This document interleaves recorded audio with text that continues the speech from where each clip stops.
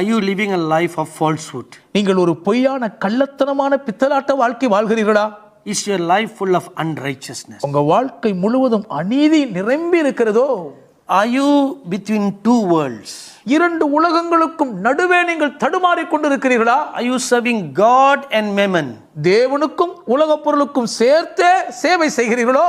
Are you like the believers in the church of Sardis? Sardis திருச்சபையில் இருந்த விசுவாசிகளைப் போல் நீங்கள் காணப்படுகிறீர்களா? Have a name for yourselves but you are dead. உயிருள்ளவர் என்று பெயர் இருந்தும் செத்தவர்களா இருக்கிறீர்களா? Or worse still, are you like the believers in the church of Laodicea? இல்லாவிட்டால் அதைவிட மோசமான நிலைமையில் இருந்த லவோதிக்கேயா விசுவாசிகளைப் போல் இருக்கிறீர்களோ? Not hot, not cold. அனலும் இல்லாமல் குளிரும் இல்லாமல் இருக்கிறீர்களா? Today is the day of making a decision. நீங்கள் சரியான தீர்மானம் எடுப்பதற்கான நாள் இந்த நாளே. Because the day of the Lord is at hand. ஏன் கர்த்தருடைய நாள் சமீபமாய் இருக்கிறது? Do you want to totally surrender and recommit your life to walk right before Him? அவருக்கு முன்பாக சரியானவர்களாய் நடப்பதற்காக முழுவதுமாய் உங்கள் வாழ்க்கையை மறுபடியும் கர்த்தரிடத்தில் ஒப்பு கொடுத்து அடிபணிய விரும்புகிறீர்களா? Then wherever you are, kneel down right now. அப்படி என்றால் எங்கிருந்தாலும் இப்பொழுது முழங்கால் படியிட்டுக் கொள்ளுங்கள். This is the day of your decision. இது நீங்கள் தீர்மானம் எடுக்கிற உங்கள் நாள். Another day will not come. இன்னும் ஒரு நாள் வராதுங்க. And more time will not be given for you to make a decision. நீங்கள் தீர்மானம் எடுப்பதற்கென்று இன்னும் அதிக கால அவகாசம் உங்களுக்கு கொடுக்கப்படாது.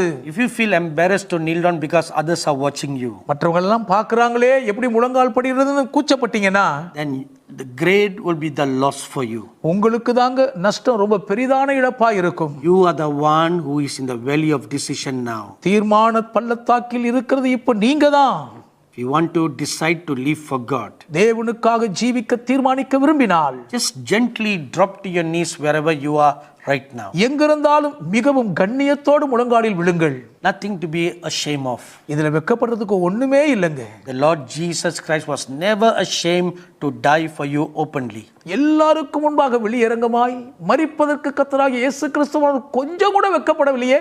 I'm going to pray for you right now. உங்களுக்காக இப்பொழுது நான் ஜெபிக்க போகிறேன். All those who are kneeling down, முழங்கால் படி இருக்கிற யாவரும் you lift up your hands to the Lord right now. கர்த்தருக்கு நேராய் உங்கள் கரங்களை இப்பொழுது உயர்த்தி கொள்ளுங்கள். Lord Jesus, கர்த்தராகிய இயேசுவே, please look at every hand that is lifted up. உமக்கு நேராய் உயர்த்தப்பட்டிருக்கும் ஒவ்வொரு கரத்தையும் தயவாய் கண்ணோக்கி பாரும். And those knees that have bent down. உமக்கு முன்பாக முடங்கி இருக்கும் முழங்கால்களையும் கருத்தோடு கவனியும். Now I pray, Lord, இப்பொழுது ஜெபிக்கிறேன் கர்த்தாவே, forgive all their trespasses. இவருடைய மீறுதல்கள் எல்லாவற்றையும் மன்னித்தருளும். Forgive all their sins. இவருடைய சகல பாவங்களையும் மன்னிப்பீராக. You are a great God.